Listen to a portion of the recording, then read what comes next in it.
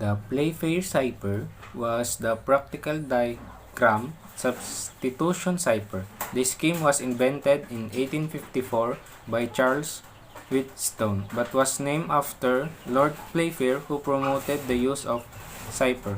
In Playfair Cipher, unlike traditional cipher, we encrypt a pair of alphabets instead of a single alphabet. It was used for tactical purpose by British forces in the Second Boer War and in World War I, and for the same purpose by the Australians during World War II. This was because Playfair is reasonably fast to use and requires no special equipment.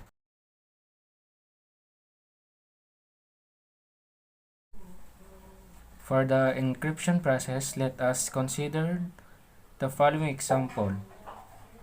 Any word that more than 5 letters are going to input in key or plain text. For example, I made here is handsome and the key is handsome and the plain text is my name.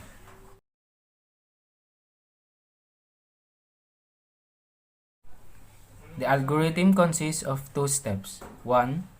Generate the key square 5 by 5. The key square is a 5 by 5 grid of alphabets that act as the key of encrypting the plain text.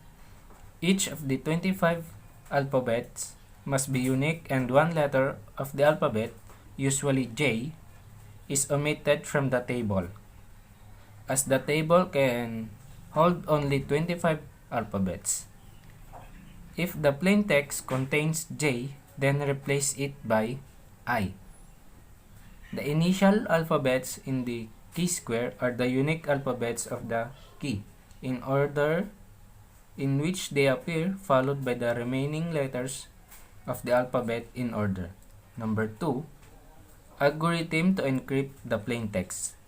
The plain text is split into pairs of 2 letters.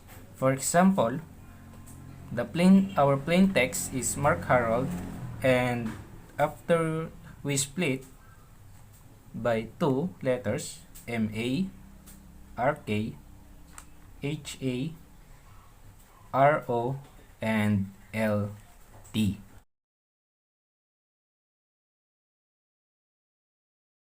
Rules for encryption. If both the letters are in the same column, take the letter below each one, going back to the top if at the bottom. So we have an example here. The M and A. So the M, it becomes 2G, and A, it becomes 2M.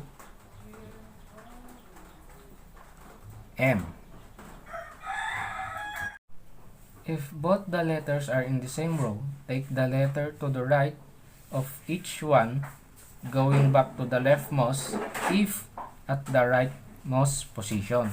We have an example here, the H and A here. If H becomes to A and A, it becomes to N. So the H is going to the right each one. So H is become to A again, and A becomes to N. If neither of the above rules is true, form a rectangle with the 2 letters and take the letters on the horizontal opposite corner of the rectangle. So we have 3 examples here.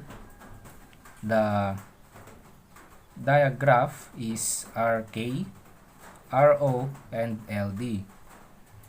So we are going to try the R, which in here, and this is the K. So the R, it becomes to T, and this is the the K, it becomes to L.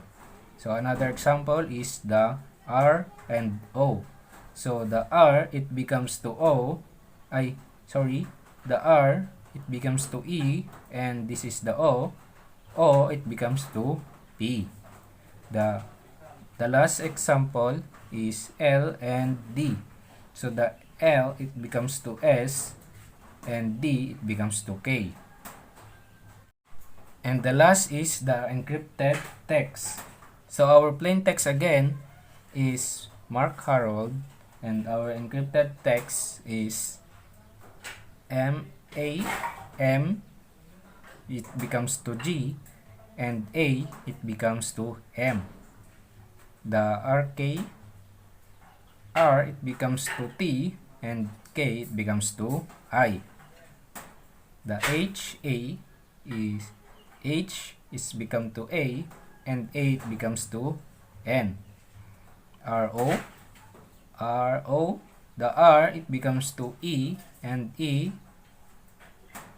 O, it becomes to P. And the last is L and D. L, it becomes to S, and D, it becomes to K. And this is the encrypted text. G, M, T, I, A, N, E, P, S, K. And that's all. Thank you.